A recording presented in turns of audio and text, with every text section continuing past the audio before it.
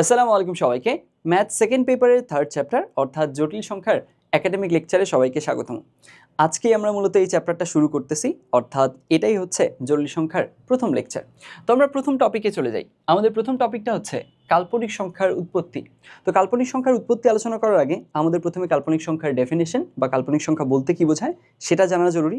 এখন এইটা জানার ক্ষেত্রে আমরা স্কুল লেভেল পর্যন্ত সংখ্যার যে শ্রেণী বিভাগ সেটা সম্পর্কে কি কি জানছি সেইগুলো একটু রিকল করে নিব। তো স্কুল লেভেল পর্যন্ত আমরা মূলত বাস্তব সংখ্যা সম্পর্কে জানছি এবং বাস্তব সংখ্যার বিভিন্ন যে সাবসেট, গুরুত্বপূর্ণ সাবসেটগুলো সেগুলো সম্পর্কে ক্লিয়ার আইডিয়া নিছি। কীরকম যে স্বাভাবিক সংখ্যা, পূর্ণ সংখ্যা, মূলদ সংখ্যা, অমূলদ সংখ্যা, এই ব্যাপারগুলো সম্পর্কে জানছি। অ্যান্ড সব কিছু নিয়ে কি আমাদের হচ্ছে স্বাভাবিক সংখ্যা, পূর্ণ সংখ্যা, মূলদ, অমূলদ, এই সবগুলো নিয়েই কি আলটিমেটলি আমাদের বাস্তব সংখ্যাটা। এখন এই যে বাস্তব সংখ্যা সম্পর্কে ওভারঅল আমাদের ধারণা স্কুল লেভেল পর্যন্ত হয়েছে, এই বাস্তব সংখ্যার খুবই প্রমিনেন্ট একটা প্রপার্টি হচ্ছে যে এইখানে বাস্তব সংখ্যার উপরে স্কোয়ার করলে কখনোই আমরা নেগেটিভ জিনিসপত্র পাবো না। কীরকম? তুমি দেখো, বাস্তব সংখ্যার যারা নেগেটিভ সদস্য আছে, মনে করো -13 বা -10, -7, এদের উপর স্কোয়ার করলে আমরা কি পাচ্ছি? পজিটিভ পাই। আবার জিরোর উপর স্কোয়ার করলে জিরোই পাই। আবার পজিটিভ জিনিসের উপর স্কোয়ার করলে তো অবভিয়াসলি পজিটিভই পাই। তার মানে আলটিমেটলি বাস্তব কোনো জিনিসের উপরে স্কোয়ার করে আমি কখনো নেগেটিভ জিনিসপত্র আনতে পারতেছি না। সবসময় হয় পজিটিভ আসতেছে, না হয় জিরো আসতেছে, অর্থাৎ নন নেগেটিভ জিনিসপত্র আসতেছে, অঋণাত্মক জিনিসপত্র আসতেছে। ঠিক এই জায়গাতেই কাল্পনিক সংখ্যা ব্যাপারটা ডিফারেন্ট। কাল্পনিক সংখ্যা হলো সেই সংখ্যাগুলো যাদের উপর স্কোয়ার করলে নেগেটিভ আসে। বুঝছি?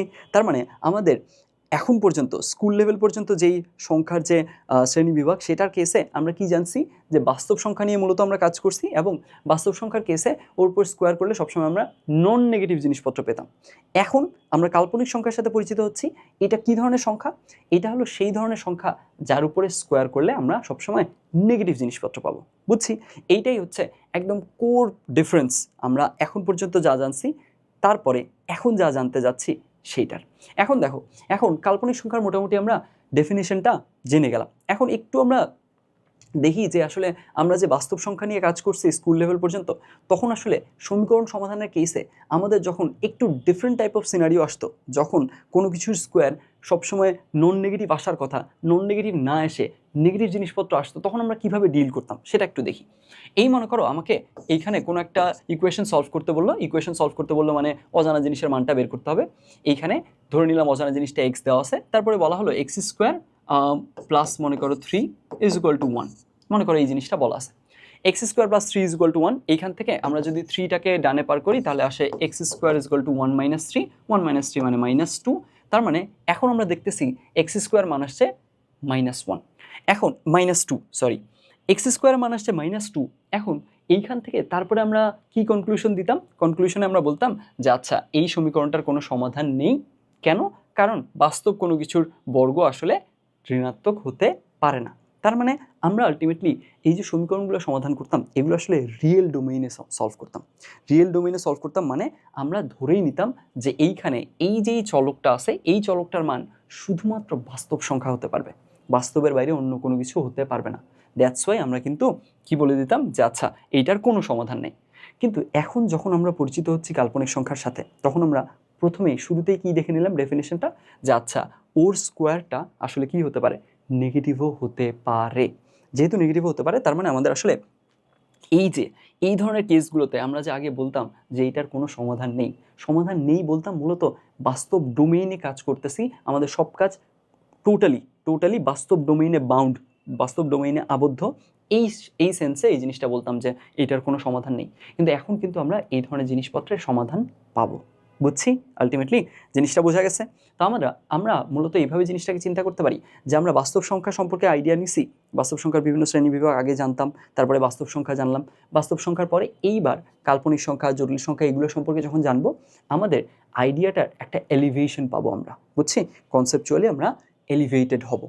এখন এই যে কাল্পনিক সংখ্যার ডেফিনেশন এবং এইটা আসলে আমাদেরকে কোন কোন কাজে হেল্প করতে পারে সেটা সম্পর্কে মিনিমাম সামান্য একটু আইডিয়া নিছি। যেমন ওর ডেফিনেশন তো দেখার পরে আমরা আলটিমেটলি দেখলাম যে এই ধরনের কেসে, এই ধরনের সিনারিওগুলোতে আমরা আসলে আগে বলতাম আমরা এগুলোর সমাধান জানি না, এখন সেগুলোর সমাধান আমরা ডিফাইন করতে পারবো। তো এই যে এইটার প্রয়োগ মোটামুটি দেখলাম যে কোথায় প্রয়োগ পেতে পারি, কোথায় হেল্প পেতে পারি, কাল্পনিক সংখ্যা থেকে ডেফিনেশন জানলাম। এইবার আমরা জানবো যে আসলে কাল্পনিক সংখ্যার উৎপত্তিটা হলো কিভাবে।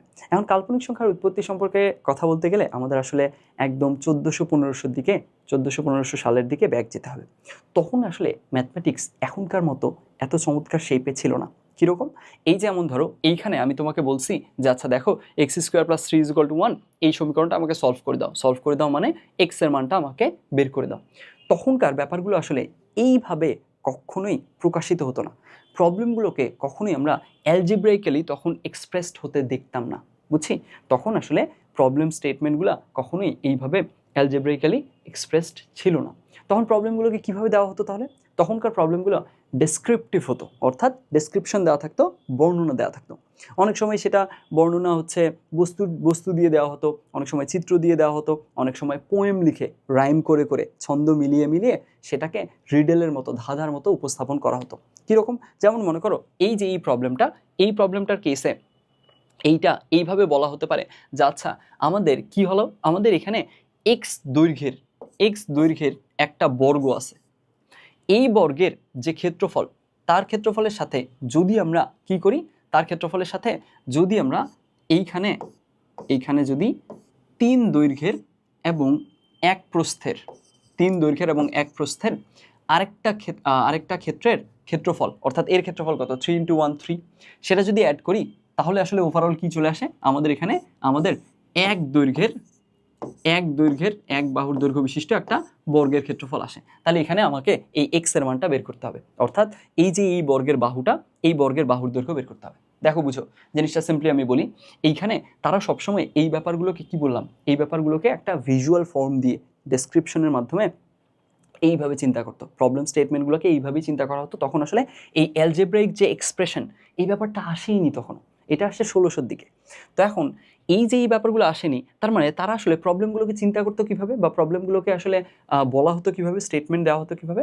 তখন আসলে স্টেটমেন্টটা দেওয়া হতো টোটালি ভিজুয়াল ওয়েতে, জিওমেট্রিক ওয়েতে, বুঝছি? পিকচার দিয়ে হোক, বর্ণনা দিয়ে হোক, রাইম দিয়ে হোক, এভাবে। তো এখানে এইটাকে এইভাবে বলা যেতে পারে যে আচ্ছা ঠিক আছে, এখানে তাহলে কি দেখা গেল, এখানকার কেস দেখা গেল যে x², অর্থাৎ তারা x দৈর্ঘ্যের বা অজানা দৈর্ঘ্যের একটা বর্গের কথা চিন্তা করলো।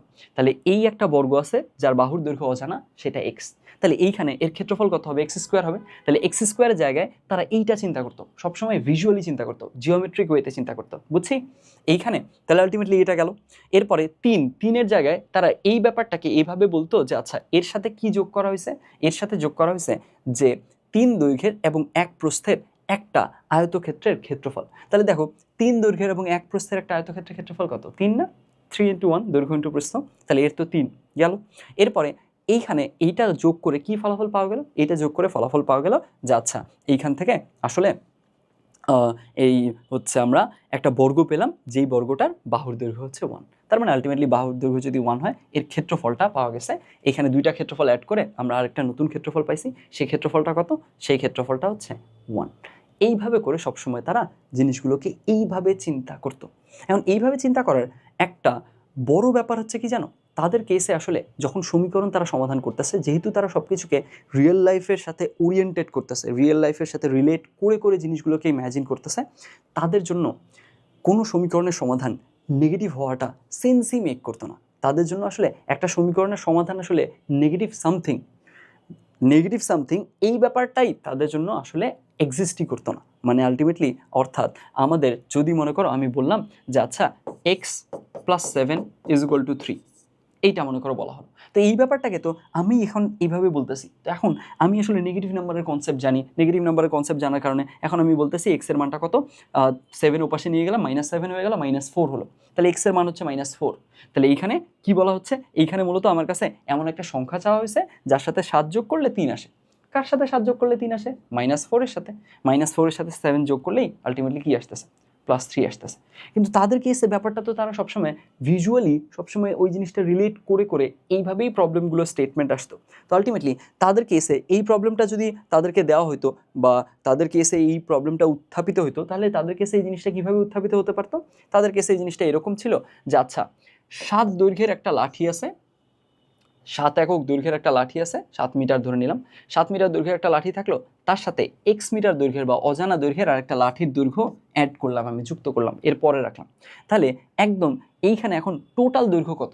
এখন টোটাল দৈর্ঘ্য বলা হচ্ছে, টোটাল দৈর্ঘ্য হচ্ছে 3। তাহলে টোটাল দৈর্ঘ্য এখানে 3। দেখো এইটুকু 7, এর সাথে এক্স দৈর্ঘ্যের একটা লাঠি যোগ করা হলো, তাহলে আলটিমেটলি আমাদের টোটাল যে দৈর্ঘ্যটা, এই দৈর্ঘ্যটা টোটাল দৈর্ঘ্যটা পাওয়া গেল 3।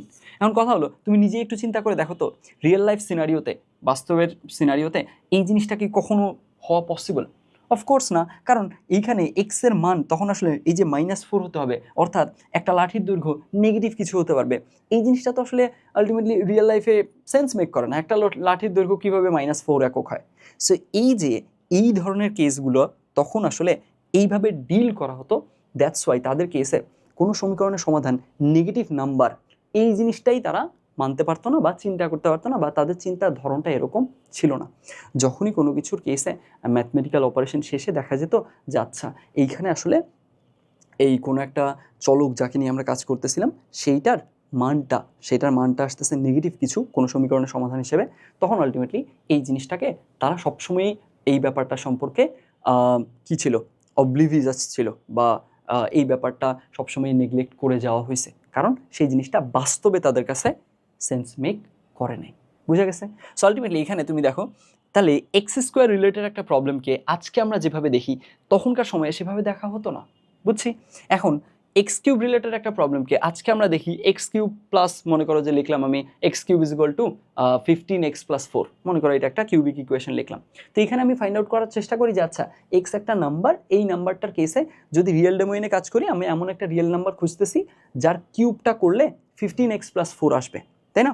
আর যদি আমি কমপ্লেক্স ডোমেইনে চিন্তা করি, যেমন আজকে আমরা জটিল সংখ্যার ভেতরে যাচ্ছি, তখন কমপ্লেক্স ডোমেইনে তাহলে আসলে তখন আমি কমপ্লেক্স নাম্বারকেও সেই লিবার্টিটা দিব এক্সের জায়গায় বসার, তখন আলটিমেটলি এমন একটা কমপ্লেক্স নাম্বার আমি ফাইন্ড আউট করার চেষ্টা করব যার কিউব করলে 15x + 4 আসে, অর্থাৎ ওই কমপ্লেক্স নাম্বারটার সাথে 15 গুণ করে গুণফলটা +4 আসে। এই জিনিসটা এখন ফাইন্ড আউট করতেছে, কিন্তু তাদের কাছে এই ব্যাপারটা তো তারা এইভাবে চিন্তাই করতো না। তাদের কাছে x³ তারা চিন্তা করতো একটা ঘনকের মতো, যেই ঘনকের বাহুর দৈর্ঘ্য x। তুমি নিজে চিন্তা করো তো, একটা ঘনকের যদি বাহুর দৈর্ঘ্য x হয়, ওর আয়তনটা কত হবে? x³ হবে না? তো আলটিমেটলি ওরা ওই x³ একটা x দৈর্ঘ্য বিশিষ্ট ঘনকের আয়তন হিসেবে চিন্তা করতো। বোঝা গেছে? সো তাদের কেসে এই ব্যাপারটা পুরোপুরি ভিজুয়ালি তারা ডিল করতো। এই কারণে আমাদের কেসে আমরা এখন যেভাবে চিন্তা করি, তাদের চিন্তার ধরনের সাথে খুব বড় একটা তফাৎ কিন্তু ছিল। এখন এই যে কোনো সমীকরণের সমাধান তাদের কাছে নেগেটিভ আসলো, এটা মেক সেন্স করতো না, এটা তাদের কাছে এই জিনিসটার কোনো মূল্য নাই, এই জিনিসটা আলটিমেটলি সাটল, এটা ভ্যালুলেস, এই জিনিসটা মনে হতো। এই ব্যাপারটার আরও একটা ইম্প্যাক্ট কী ছিল? আর একটা ইম্প্যাক্ট ছিল এরকম যে তারা কোনো সমীকরণের কেসে ওইটার সহগ যে নেগেটিভ হতে পারে, কোনো সমীকরণের কোনো একটা টার্মের সহগ নেগেটিভ, এই জিনিসটাও তাদের কাছে এক্সিস্ট করতো না, তারা জিনিসটাকে এইভাবে দেখতো না। কীরকম? আমি তোমাকে খুবই সিম্পলি বলি। এই মনে করো আমি একটা দ্বিঘাত সমীকরণ লিখলাম, x² + 26x - 27 = 0। আচ্ছা, এটা আমরা সবাই সলভ করতে পারি না? অফকোর্স সলভ করতে পারি, তাই না? এই জিনিসটা তো আমরা অবশ্যই স্কুল লেভেল পর্যন্ত যদি আমরা জিনিসগুলো ঠিকঠাক গো থ্রু করে থাকি, তাহলে অবশ্যই এটা সলভ করতে পারার আমাদের কথা। দ্বিঘাত সমীকরণে সলভের আমাদের একদম নির্দিষ্ট নিয়মও আছে। আমরা ক্যালকুলেটরে এটা সলভ করতে পারি, এটা বিভিন্ন রকমভাবে আমরা সলভ করা শিখছি। কীভাবে? একটা আছে জেনারেল নিয়ম, এই যে -b ± √b² - 4ac/2a, সেটা দিয়ে, অথবা আমরা ওই যে ফ্যাক্টরাইজেশন করে ultimately x minus something into x minus another thing = 0, ওই শেপে এনে এভাবে করে আমরা উৎপাদকে বিশ্লেষণ করেও করতে পারি। এভাবে বিভিন্নভাবে এটা সলভ করা যায়। এইটুকুকে আমরা যদি একটা ফাংশন হিসেবে ডিক্লেয়ার করি, এইটুকুকে ফাংশন হিসেবে ডিক্লেয়ার করার পরে তারপরে সেইখানে আমাদের এই যে এই টার্মটার উৎপাদকগুলো আমরা বসায় এক্সের জায়গায় বসায় চেক করতাম না, যেটার জন্য f(x) এর ভ্যালু 0 আসতো, ওইটা আসলে কি হতো? যদি মনে করো এখানে এখানে 1 0 আসলো, তার মানে বুঝতে হতো যে x - 1 এইটা হচ্ছে এর একটা উৎপাদক, তারপর x - 1 উৎপাদক ধরে আমরা আরেকটা উৎপাদক বের করতাম। এভাবে করে কিন্তু x এর মানগুলো কোনগুলো হবে সেটা বের করা যায়। বিভিন্নভাবে এটা আমরা শিখছি স্কুল লেভেল পর্যন্ত। তো এখন এই যে এই প্রবলেমটাকে আমরা এখন এইভাবে দেখতেছি, তাদের কেসে আসলে ব্যাপারটা কখনো এরকম ছিল না। তাদের কেসে ব্যাপারটা কীরকম ছিল? তাদের কেসে কোনো সমীকরণের, কোনো দ্বিঘাত সমীকরণের বলো ত্রিঘাত সমীকরণের কেসে কোনো জিনিসের সহগ নেগেটিভ হতে পারে, সেটা তাদের কাছে এক্সিস্টই করতো না। তাদের কাছে সব কিছুর সহগ পর্যন্ত পজিটিভ হতে হবে, সমাধান তো পজিটিভ হতে হবেই, সহগগুলো পর্যন্ত নেগেটিভ হতে পারবে না, সহগগুলো পর্যন্ত পজিটিভ হতে হবে। কীরকম দেখো, এই মনে করো এই জিনিসটাকে তারা ভিজুয়ালাইজ করবে এইভাবে যে x square plus 26x is equal two 27। এখন তাদের কেসে এই কোয়েশ্চেনটা এইভাবে করে ডিল করা যেতে পারে। সেটা হচ্ছে কীরকম, যে আমি এইখানে তো আমরা এক্সের জায়গায় একটা সংখ্যা বসাই, সেই জিনিসটা আলটিমেটলি এই সমীকরণটা সিদ্ধ হতে হবে, তাই না? তাহলেই এক্সের মান যেটা খুঁজতেছি আমরা পেয়ে যাব সেটা। তাদের কেসে ব্যাপারটা হচ্ছে এরকম, তারা এক্স স্কোয়ারকে কার সাথে রিলেট করতো, একটু আগে বলছি না, এক্স স্কোয়ারকে রিলেট করতো একটা কিসের, বর্গের ক্ষেত্রফলের সাথে। এক্স কিউবকে রিলেট করতো একটা এক্স দৈর্ঘ্য বিশিষ্ট ঘনকের আয়তনের সাথে। এইভাবে করে জিনিসগুলো ভিজুয়ালি সবসময় আগাতো।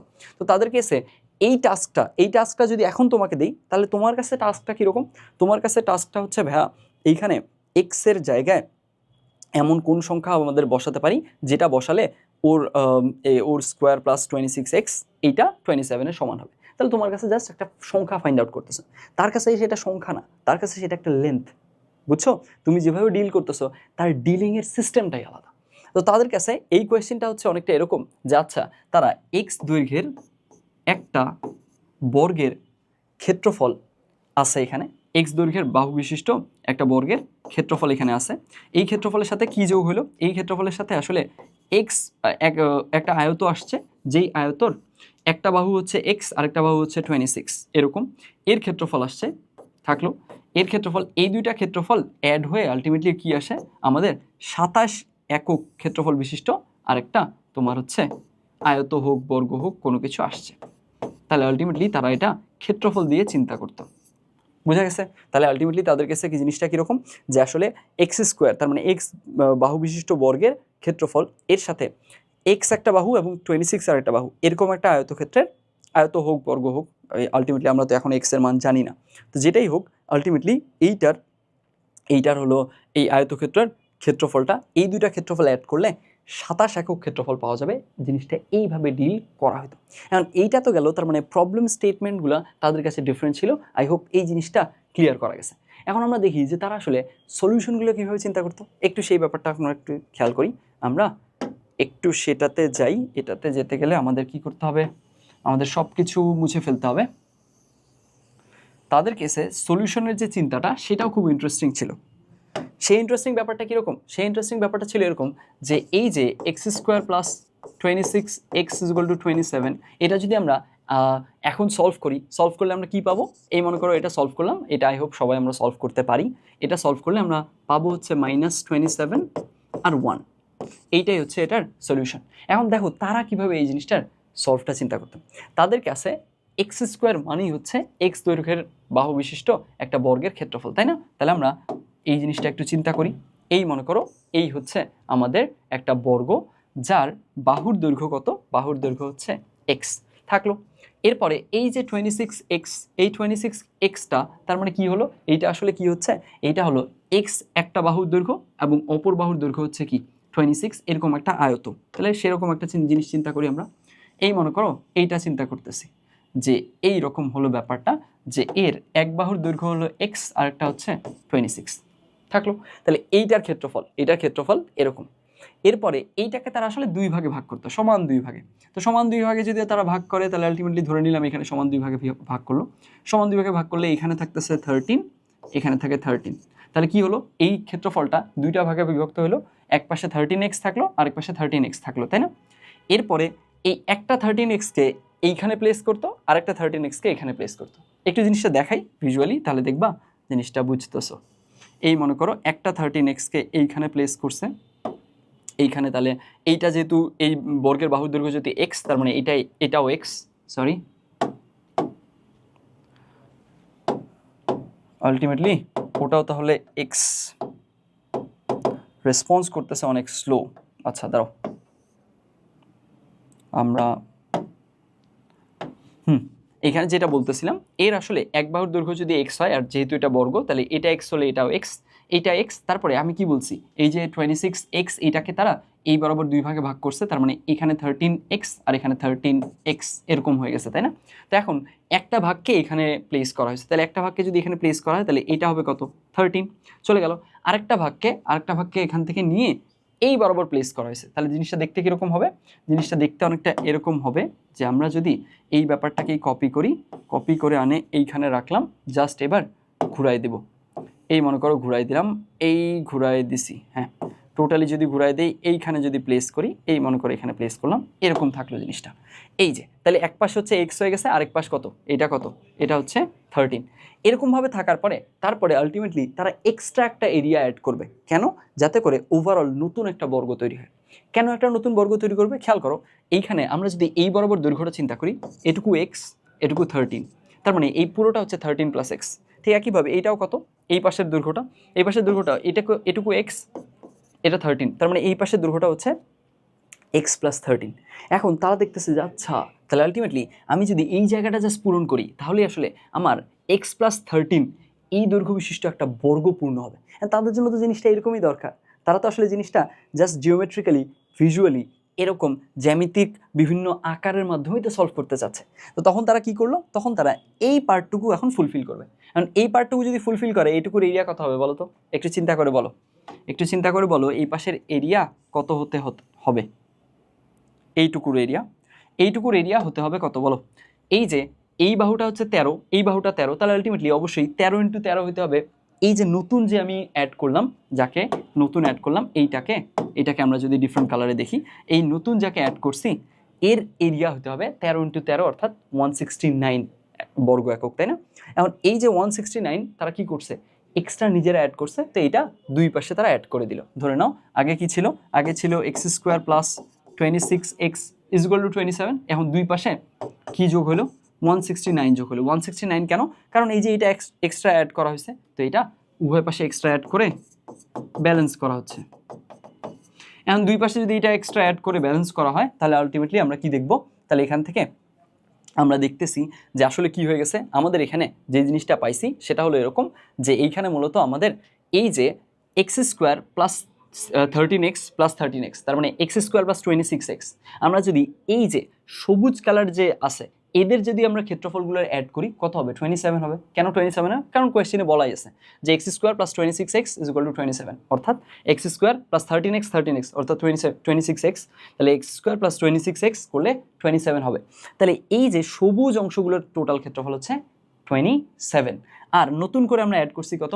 169। তাহলে ওভারঅল পুরো জিনিসটার ক্ষেত্রফল কত? পুরো জিনিসটার ক্ষেত্রফল হচ্ছে 27 প্লাস 169, এটা, তাই না? কত আসে দেখো তো? এটা আসলে কত আসতেছে? 16 × 6 হাতে 1, 7, 7 2 9, 196 থাকলো। এখন এইটা আসলে কার সমান? এইটা আসলে x প্লাস 13 দৈর্ঘ্যের একটা বর্গের ক্ষেত্রফলের সমান। এখন x প্লাস 13 দৈর্ঘ্যের একটা বর্গের ক্ষেত্রফলের সমান না? দেখো এই যে এইটুকু 13, এটা x, তার মানে এই পুরো দৈর্ঘ্য x প্লাস 13, এর পুরো দৈর্ঘ্য x প্লাস 13, তাহলে x প্লাস 13 দৈর্ঘ্যের একটা বর্গের ক্ষেত্রফলের সমান। তাহলে x প্লাস 13 দৈর্ঘ্যের একটা বর্গের ক্ষেত্রফল কত হবে? x plus 13 square. আমরা তো জানি যে বর্গের ক্ষেত্রফলের ফর্মুলা হচ্ছে বাহুর দৈর্ঘ্যের উপরে স্কোয়ার, তাই না? তো এখন আলটিমেটলি x প্লাস 13 এর উপরে স্কোয়ার যদি আমরা চিন্তা করি, তখন আর আলটিমেটলি এই দুইটা যদি তুলনা করা যায়, তাহলে বোঝাই যাচ্ছে যে আলটিমেটলি x প্লাস 13 করলে কি আসে? x প্লাস 13 করলে এখান থেকে 196 এর রুট করলে আমাদের 14 পাবো, অর্থাৎ এখান থেকে x এর মান আসতেছে 1।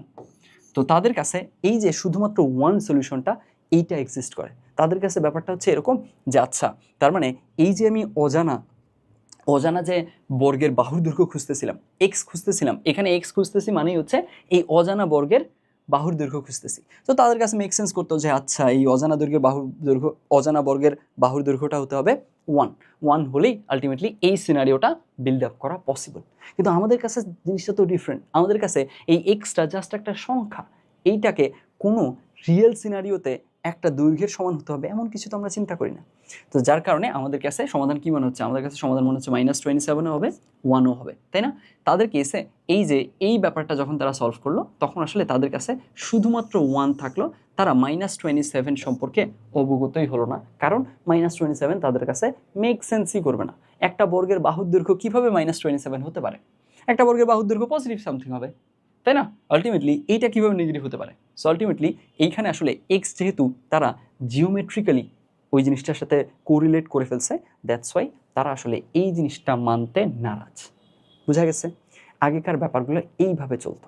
এখন এইভাবে এই যে দ্বিঘাত সমীকরণের সমাধান, এইভাবে করা হতো। অ্যান্ড এইগুলো অনেক আগে থেকেই আসলে, আমি যখনকার সময়কালের কথা বললাম 1400-1500, তখনকার অনেক আগে থেকেই ম্যাথমেটিশিয়ানরা জানতো। কিন্তু ঝামেলা হচ্ছে এই যে ত্রিঘাত সমীকরণ, দ্বিঘাত সমীকরণের কথা না হয় গেল, ত্রিঘাত সমীকরণের সাধারণ সমাধান, অর্থাৎ যে কোনো ত্রিঘাত সমীকরণ দিলেই ওইটাকে আমি একটা ফরমেশন বানায় রাখছি যে আচ্ছা এইটার সহগ ওটার সহগ এই জায়গায় বসায়, এই ফর্মুলায় বসায় আমি সমাধান করে ফেলতে পারবো। যেমন দ্বিঘাতের কেসে আছে না, -b + -√b² - 4ac/2a, এইটার কেসে আমরা জাস্ট যে কোনো দ্বিঘাত সমীকরণের কেসে সহগগুলো ঠিকঠাক বসালেই যে কোনো দ্বিঘাত সমীকরণের একদম সমাধান পেয়ে যাব, অর্থাৎ এটা হচ্ছে সাধারণ সমাধানের সূত্র। কিন্তু ত্রিঘাতের কেসে আসলে এইরকম কোনো ফর্মুলা তখনও আলটিমেটলি তারা বের করে ফেলতে পারেনি। এখন এই জিনিসটা বিভিন্ন ঘটনাক্রমে 1545 সালে জিওলার্মো কার্ডানো নামে একজন ব্যক্তি এই জিনিসটা ওনার আর্টস ম্যাগনা নামে একটা পেপারে তখন পাবলিশ করলো যে আচ্ছা উনি আলটিমেটলি এই ত্রিঘাত সমীকরণের কেসে এইটার জেনারেল সলিউশন বের করে ফেলতে পারছে। অর্থাৎ যে কোনো ত্রিঘাত সমীকরণের কেসে যদি তাকে দেওয়া হয় ত্রিঘাত সমীকরণগুলো, তখন ওগুলোর সহগগুলো ঠিকঠাক বসালে আমরা তখন জেনারেল সলিউশন পেয়ে যেতে পারি। অর্থাৎ যে কোনো ত্রিঘাত সমীকরণ দিলে উনি ওটা উনার ফর্মুলা অনুযায়ী সলভ করা যাবে। এটা উনার আগ পর্যন্ত কেউ করতে পারেনি। এই যে আর্টস ম্যাগনা এই পেপারটা যখন উনি করতে গেছিল তখন আসলে উনি খেয়াল করলো কিছু কিউবিক ইকুয়েশনে উনি আসলে বেশ ঝামেলা পোহাচ্ছে। আলটিমেটলি এগুলো তার কাছে একটা অদ্ভুত টার্ম দিচ্ছে, যেই টার্মটার কেসে কি আসতেছে, √/ সামথিং আসতেছে। কীরকম সেটা একটু দেখাই। এইখানে আমরা যদি আরেকটা পেজ নিয়ে ফেলি, সেইখানে আমরা এই ব্যাপারটা নিয়ে একটু আলোচনা করি যে এই যে মনে করো x³ + x³ = 15x + 4, এই মনে করো এইটা একটা কিউবিক ইকুয়েশন। তো জিওলার্মো কার্ডানো খেয়াল করলো যে আচ্ছা এই কিউবিক ইকুয়েশনটা আমার যে ফর্মুলা, এই ফর্মুলায় যদি যখন আমি সবগুলো সহগ টহগ বসায় চিন্তা করতেছি তখন আসলে আমার এইরকম টার্ম আসতেছে। কীরকম টার্ম? √2 + √/-121 আর আসতেছে প্লাস কিউব রুট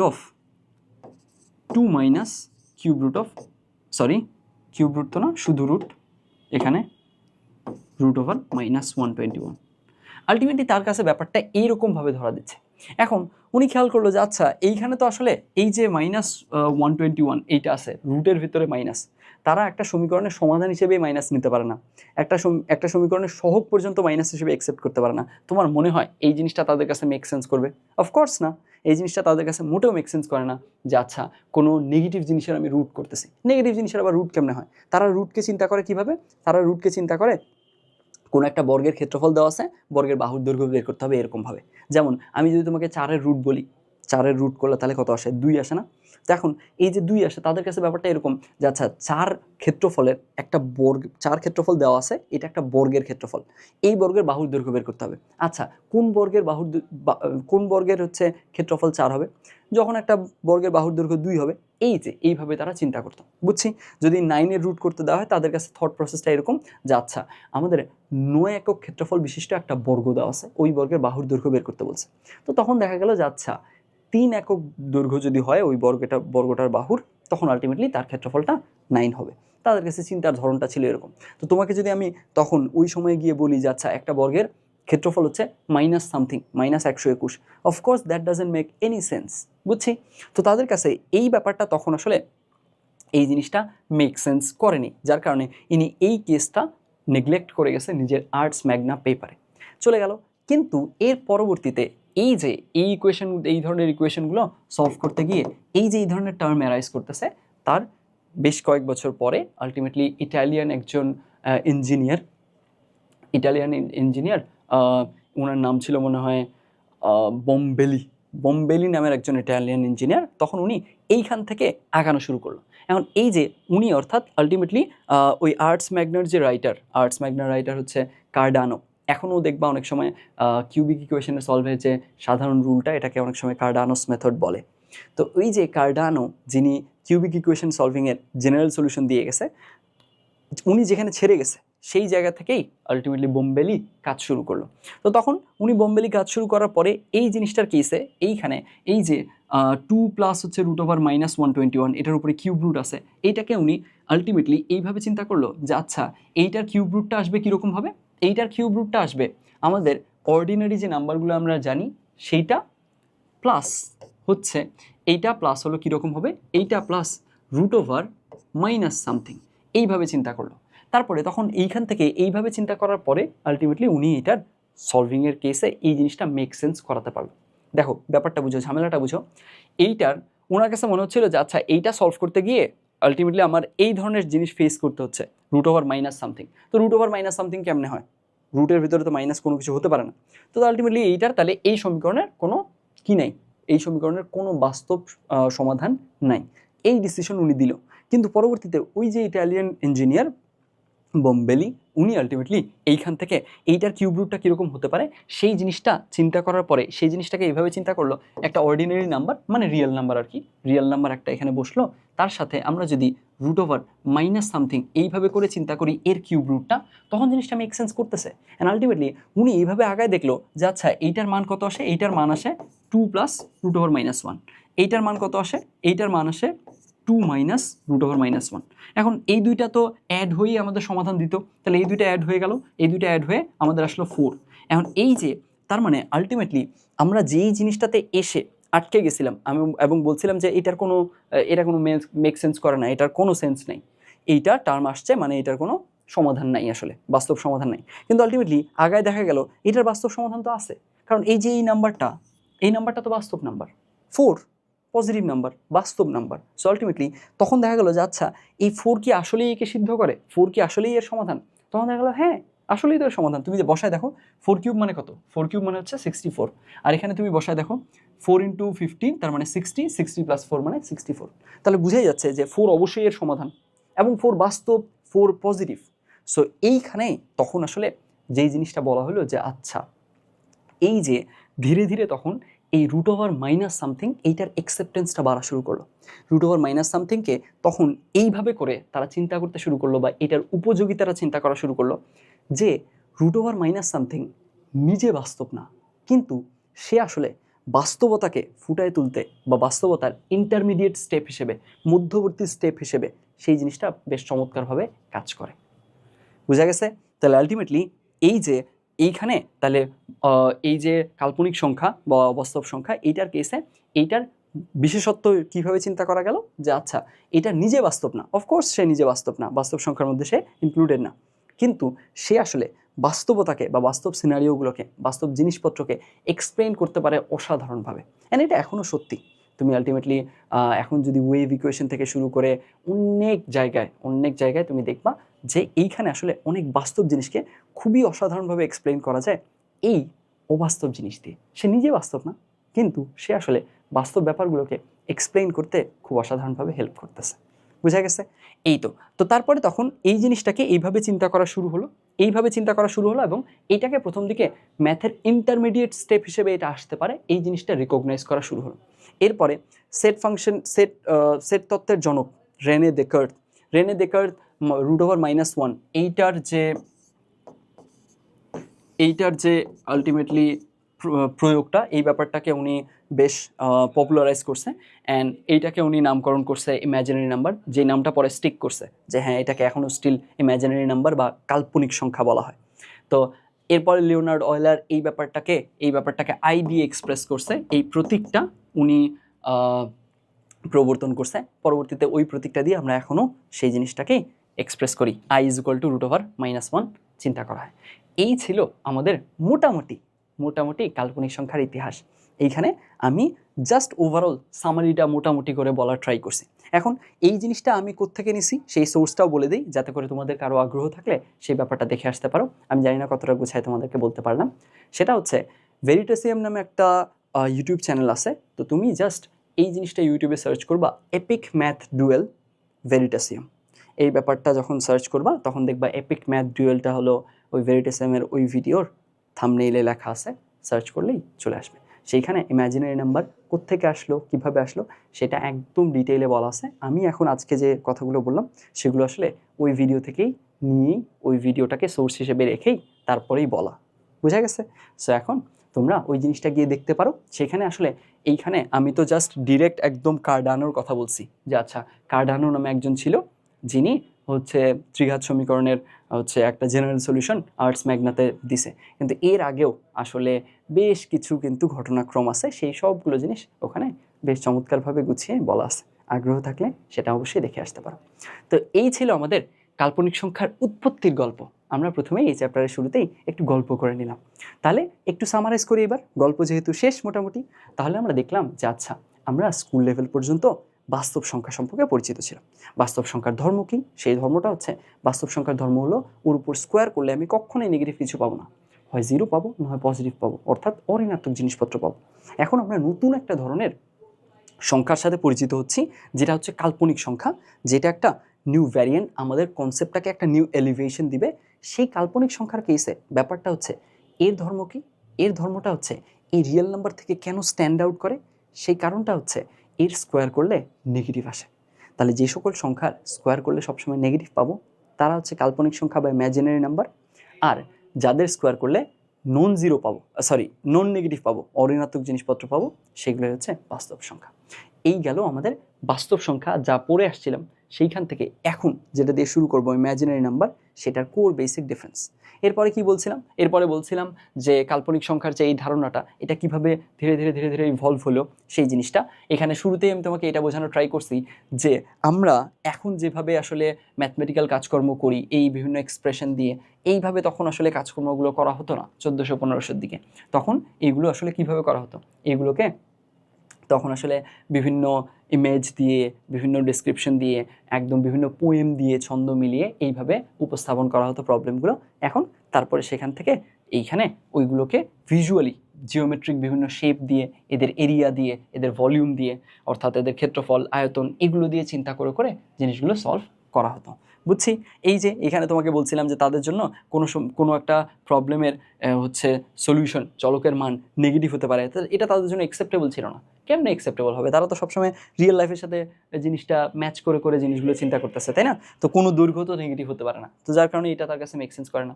ঠিক একইভাবে তারপরে কোনো এরিয়া নেগেটিভ হবে না, কোনো এরিয়া নেগেটিভ হবে না, so ultimately root over something তো এক্সিস্ট করে না।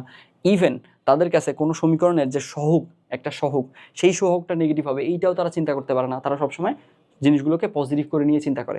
X square plus 26 minus 27 is equal two 0, এইটাকে তারা চিন্তা করবে মাইনাস 27কে ডানে পার করবে, তখন সহগটা ডানে গিয়ে পজিটিভ হবে, তখন তারপরে জিনিসটা চিন্তা করবে। ব্যাপারটা এরকম ছিল। এখন এরপর থেকে তখন ওইটা এরকম একটা প্রবলেম তারা কিভাবে হ্যান্ডেল করতো সেই জিনিসটা দেখাইছি। তাদের কেসে এই যে তারা এভাবে হ্যান্ডেল করতো, এইভাবে হ্যান্ডেল করার কেসে তারা যে আসলে নেগেটিভ সলিউশনগুলো, এই জিনিসগুলো টোটালি নেগলেক্ট করে যাচ্ছে, সেই ব্যাপারটা উপস্থাপন করছি যে আচ্ছা এইখানে তারা এই সমীকরণটা সমাধান কত পাইছে? এই সমীকরণটা সমাধান পাইছে তাদের কেসে 1, কারণ তারা চিন্তাই করছে যে এক্স হচ্ছে কি একটা বর্গের বাহুর দৈর্ঘ্য, সো অফকোর্স বর্গের বাহুর দৈর্ঘ্য নেগেটিভ হবে না। এই -27 এই নাম্বারটাও যে এর সলিউশন, তারা সেই জিনিসটা পর্যবেক্ষণ করতে পারবে না। এরপরে সেইখান থেকে পরবর্তীতে কিউবিকে আসলাম। কিউবিকের কেসে দেখা গেল যে এই ধরনের কিউবিকগুলো সলভ করার কেসে এই শেপগুলো অ্যারাইজ করতেছিল, তখনই এই শেপগুলো অ্যারাইজ করতেছে, মানে এটার আসলে কি নাই, এটার আসলে সমাধান থাকার কথা না। কিন্তু পরে দেখা গেল বোম্বেলি নামের একজন ইটালিয়ান ইঞ্জিনিয়ার যেইখানে কার্ডানো ছেড়ে গেছিল, সেই জায়গা থেকে পুল অফ করে আলটিমেটলি এইগুলো জিনিসকে, এই যে কিউব রুট দেওয়া আছে, এই কিউব রুটের ব্যাপারগুলোকে, ভেতরের জিনিসটাকে উনি এই শেপে চিন্তা করছে। এই শেপে চিন্তা করার পরেই তখন এইখান থেকে দেখা গেল যে না, আমাদের বাস্তব সিনারিওগুলোকে এক্সপ্লেইন করতে হলে ইন্টারমিডিয়েট স্টেপ হিসেবে অবাস্তব জিনিস, কাল্পনিক জিনিস খুবই চমৎকারভাবে হেল্প করতেছে। বুঝছি? এই ছিল আমাদের মোটামুটি আলোচনা। এখন আমরা এইবার কাল্পনিক সংখ্যার কেসে কাল্পনিক সংখ্যার পরিচয় জানলাম, হিস্ট্রিটা জানলাম।